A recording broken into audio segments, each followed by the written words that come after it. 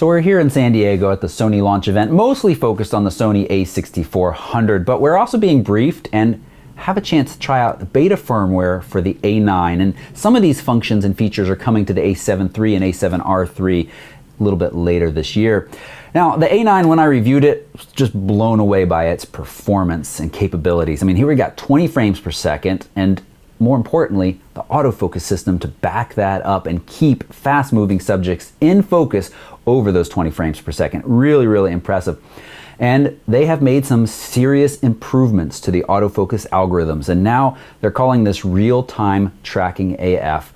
And basically, IAF is always on. So what you have in the new firmware coming is IAF, and when it loses the eye, moves to face detect. When it loses the face, it moves to subject tracking, and it uses additional kind of object recognition to continue to track your subject.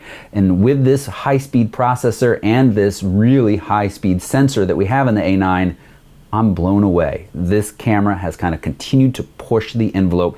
And it's an expensive camera, not for everybody, but at this price point with these new features added in, there's more. There's 23 new features that are coming over the next couple of months and 2 different firmware updates for the A9.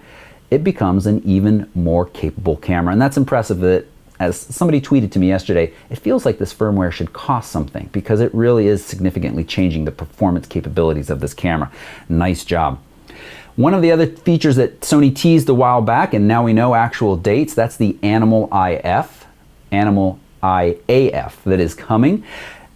It works just the same as human. If you have an animal subject in the frame and its eye is visible, it's going to lock on and keep that in autofocus. So I'm really curious to see how that works. We're actually going to get that in the A7 III and A7R III first in a firmware update in April.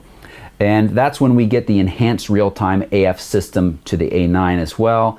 And then later in summer, the A9 will get that Animal IAF. So we're excited to see that. If you haven't subscribed to this channel, make sure you hit that subscribe button so you can be notified when those videos go out, that we share our kind of opinions and thoughts on these updated system. I have an A7R III, so as soon as that firmware is out, I'll be updating and giving you some thoughts on that Animal IAF and that enhanced IAF that is coming to the A7 III and A7R III as well, along with the intervalometer, which makes me happy. Now, it's a simple intervalometer.